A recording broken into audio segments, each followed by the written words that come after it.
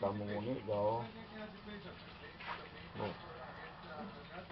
Or yung help defense na sumasaludo naman pag-isa dito sa mga Delgado. Ito si pangalawa, natural na nakasalahan ko rin by 30-28.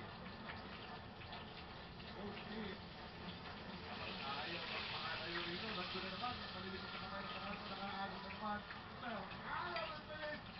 Hindi natapos, pero may foul on Jake Isa. And again, he is right there at the rim. He's getting layups. Hindi na niluto, ayun dahil. Ganyan lang daw, papaluto din yan. Nalako daw ka namin. Pagdali ako, nagbakal pa. Yung nangyari doon, may binigay na sa akin ni Ate Gino.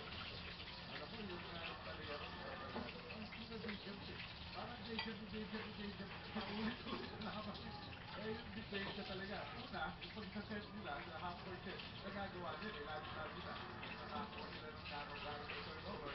Ay, yun pa rin ang ginagawa nila sa mga pagkano. But every process sa kanyang free throw, wala siyang nagawa doon sa kanyang dalawang attempt.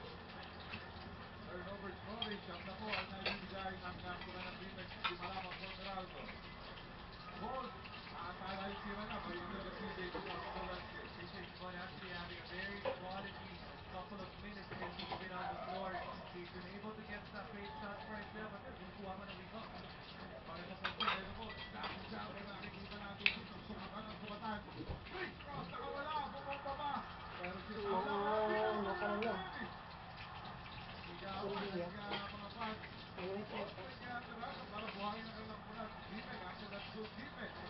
Kahit pa nakawala, Chris Cross. Ating dito, wow, 15 points a third. At ang what, naparampat na Meralco. This is on, we'll cover that one.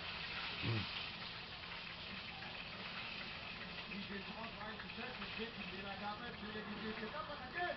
Ang magbilis na sunod. Ginawa nila ng kampunan ko nila. But they were not able to complete it.